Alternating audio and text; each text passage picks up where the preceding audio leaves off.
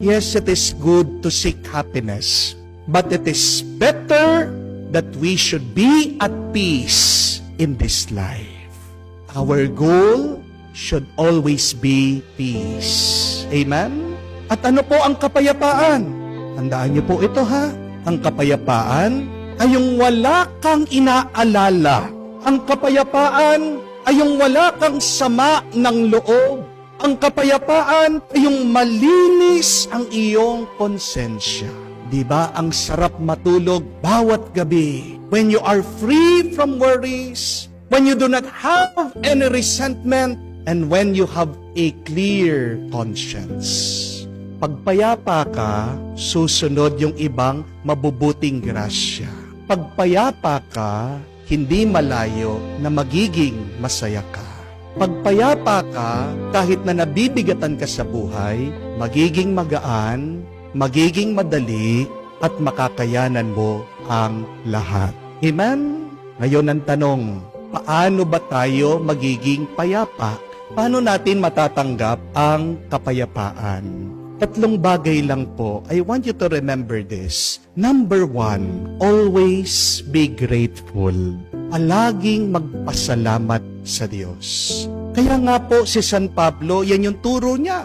In all circumstances, in all situations, be grateful to God.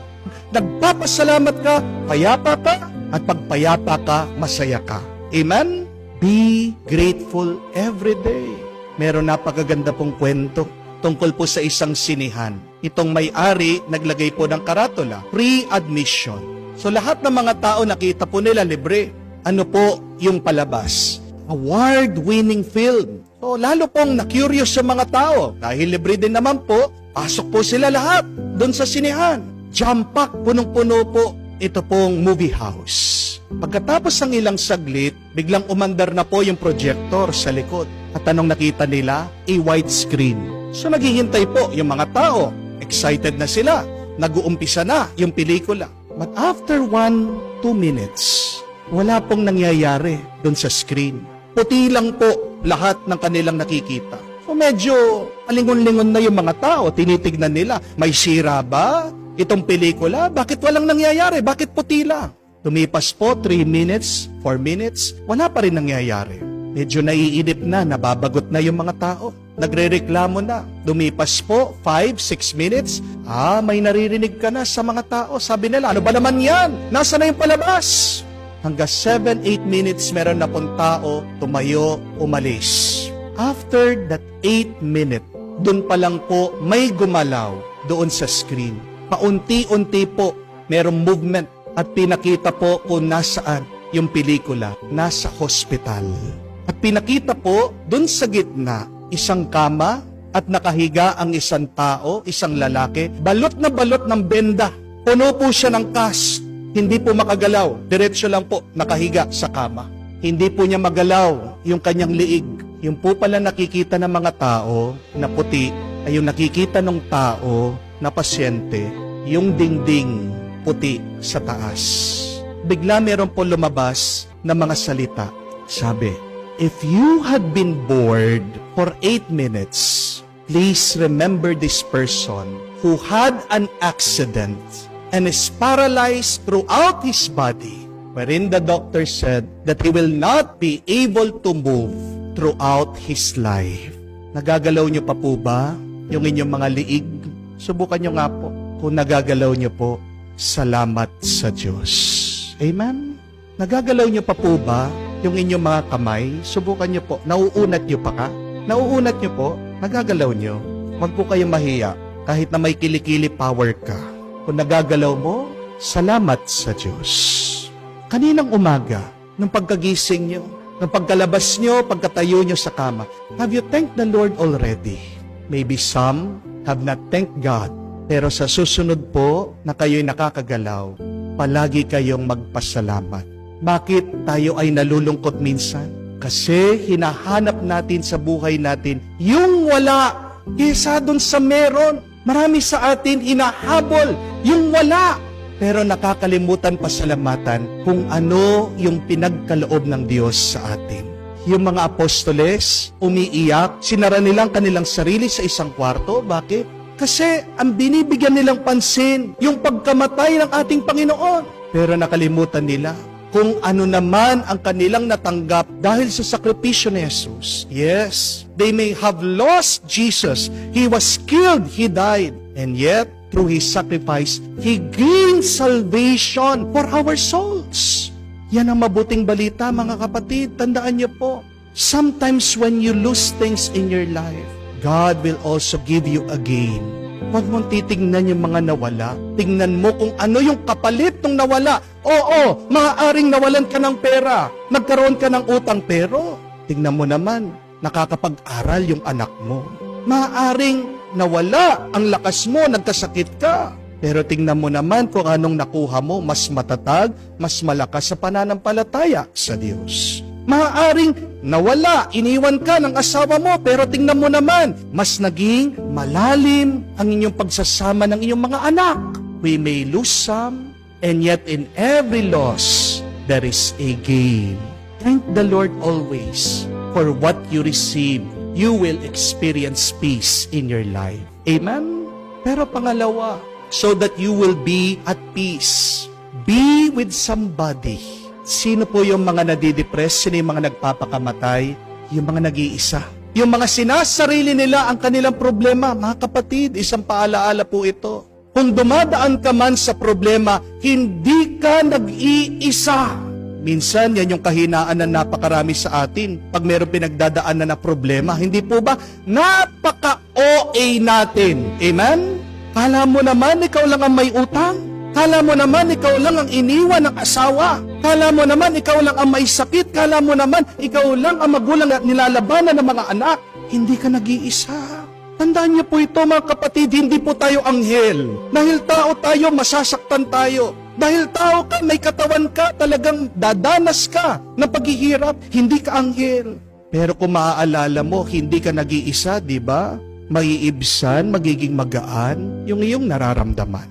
Ang problema ng napakarami sa atin, pag mayroong problema, ayaw bitawan sa nilalagay dito sa isip. Kaya ano po ang epekto? We become depressed. Look at that word, depressed. You are being pressed down. Hawakan mong cellphone mo, magaan. Pero kung maghapon mong hinahawakan ng cellphone mo, mangangawit ka din. You should learn to let it go sometimes. Kung ayaw mong bitawan, patulong ka sa Diyos. Ang mabuting balita, kahit na sinara mo ang iyong sarili sa iyong mga problema, kayang pumasok ng Diyos. Di niyo po napansin? Nakapinid ang mga pinto, nakasara ang kwarto, pero nakapasok ang Diyos. Gusto ng Diyos na damayan niya tayo sa ating mga lungkot at problema. Huwag mong dadalhin, huwag mong bubuhatin mag-isa ang problema mo. Kaya ka nalulungkot, kaya nawawala ang kapayapaan. Be with people, most especially with people who love you. Iwasan natin yung mga tao na kung saan pinakikisamahan tayo dahil tinitiis lang tayo. Remember, be with people who celebrate you, not with people who tolerate you. Dahil pagkasama mo yung mga taong masaya sila pag nandiyan ka, di ba nagiging masaya ka din? At doon ka na-i-inspire. Be with people who love you, who celebrate you. Be with the right people. So ask yourself, yung mga kasama ko, tama bang mga tao yan para sa akin? Third and last, be with God. Without God, there is no peace. You have peace because of God. Tandaan niyo po ito, mga kapatid. Peace can only be given by God because peace is a gift from the Lord. Ilang beses, sinabi ng Panginoon, peace be with you, peace be with you. Kahit na maghirap ka, kahit na magpagod ka, kung hindi ipagkakaloob ng Diyos sa iyo, ang kapayapaan, hindi ka magiging payapa. Amen? Kaya nga, pag malayo ka sa Diyos, malayo din ang kapayapaan sa iyo. Isa pong karanasan na hindi ko makalimutan sa buhay ko. My most unforgettable Mass ay nung minsan inanyayahan po ako magmisa sa isang bahay. Pagkadating ko po, sobrang laki po ng bahay, sobrang yaman po ng pamilya. Ang misa ko po pala patay. Namatayan po itong pamilya. Unfortunately, na-aksidente po yung anak nila. Napakabata po. At sobrang sakit, hindi ko po makalimutan kasi kahit na nakapaligid po sila ng kayamanan, ng karangyaan, They were so miserable because of the loss of their loved one. At alam niyo po kung ano yung narinig ko galing sa kanila, sabi nila, Father, kahit na ipagpalit namin lahat ng kayamanan, basta't maibalik lang namin itong anak naming na aksidente. Napakasakit po para sa magulang, hindi po ba? Na siya ang maglilibing sa kanyang anak. Di po ba dapat baliktad? Yung mga anak sila maglilibing sa magulang. But because of an accident, there was a tragedy, there was a great loss. Tingnan niyo po, dun sa panahon na yon, their wealth, their money could not give them peace. Umiinom po sila ng pampakalma, pampatulog, dahil ilang araw na po iyak ng iyak. Pero kumalma lang po sila nung nagmisa na po kami. At sabi ko po, ngayon ko na naiintindihan, ngayon ko na po naranasan kung ano yung pinagdaanan ng mga apostoles nung namatay ang Panginoon at sila ay nagkulong sa kwarto kamukha niyo. Kahit na nalungkot sila, nagpakita ang Diyos. At ngayon din, nagpapakita at nagpaparamdam ang Diyos. Nung tinaas ko po ang hosya, nag-iiyakan po sila. At doon lang po naibsan yung lungkot nila kahit na paano. My dear friends, you can be happy but without peace. Amen? Alam niyo yung muka ng taong suicidal. Hindi naman yung nakasimangot, hindi naman yung malungkot. Hindi mo mahahalata sa tao na gusto pala niya magpakamatay. Nakangiti, normal lang po ang itsura ng taong gusto magpakamatay. Hindi ibig sabihin mukhang masaya, payapa. Pero paano tayo magkakaroon ng kapayapaan? Kahit na marami kang pinagdadaanan, nandyan ang Diyos, naniniwala ka, hindi ka niya pababayaan. Amen? So mga kapatid, sana maalaala natin ito. Oo, maganda maging masaya. Mabuting maging masaya. Pero mas mabuti kung tayo ay payapa.